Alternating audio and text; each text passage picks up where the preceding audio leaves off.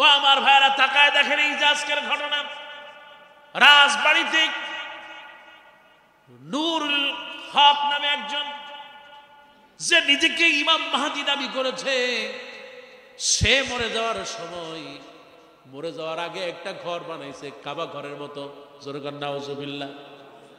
কবর বানিয়েছে, কবরটা কালো গিলাফের মতো তারা আবাব দিয়েছে। মৃত্যুর পর সেই জায়গায় তাকে কবরস্থ করা হয়েছে। প্রশাসনের কাছে স্মারকলিপি দেওয়া হয়েছে। এলাকার রাজনৈতিক নেতৃবৃন্দ, সামাজিক নেতৃবৃন্দ তারা প্রতিবাদ জানিয়েছে। পবিত্র কাবার গিলাফের মতো, কাবার ঘরের মতো এইরকম কবর বানানো, এটা ইসলাম পছন্দ করে, এটা ইসলামে হারাম। তাছাড়া এই নূর নিজেকে ইমাম মাহদী দাবি করেছে। যারা ইমাম মাহদী দাবি করবে এরা কাফের, এতে কোনো সন্দেহ। আল্লাহ পাক বলেছেন, মুহাম্মদ সাল্লাল্লাহু আলাইহি ওয়াসাল্লাম বলেন শেষ নবী, এতে কোনো সন্দেহ। আর এই যারা ইমাম মাহদী দাবি করছে এরাও কাফের, এতে কোনো সন্দেহ। এই কাফের নিজে এই রকম কাবার মতো কবর বানায়া তারপরে সেখানে কবরস্থ হয়েছে।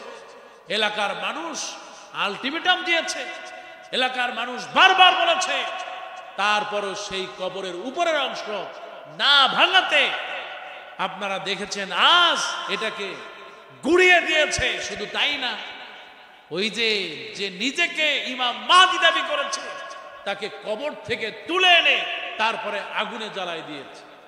এটা হলো রাসূলের প্রতি মহব্বত আর ভালোবাসার প্রতিফল।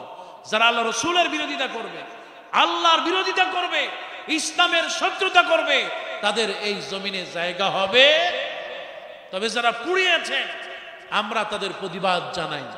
মানুষকে পোড়ানো ইসলামে জায়েজ নয়। রাসূলুল্লাহ বলেছেন, তোমার ঘরে একটা যদি জুবাব মাছিও থাকে, খবরদার এই মাছিকে তুমি পোড়ায়া মারবা না।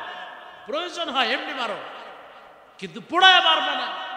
যে ইসলামের নবী রাহমাতুল লিল আলামিন, রহমতের নবী, একটা মাছির ব্যাপারে সতর্ক, একটা গাছের পাতার ব্যাপারে সতর্ক।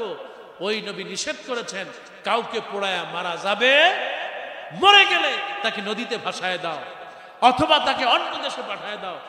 কিন্তু এইভাবে যারা পুড়িয়েছে আমরা তার প্রতিবাদ জানাই।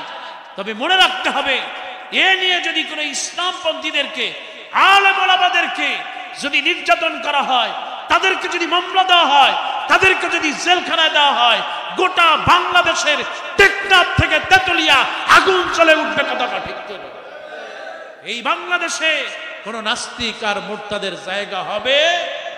রবিউল আউয়াল মাসে বলতেছি, রাসূলুল্লাহ হচ্ছেন আমাদের নবী, শ্রেষ্ঠ নবী, নবী মুহাম্মদ রাসূলুল্লাহ সাল্লাল্লাহু আলাইহি ওয়াসাল্লাম।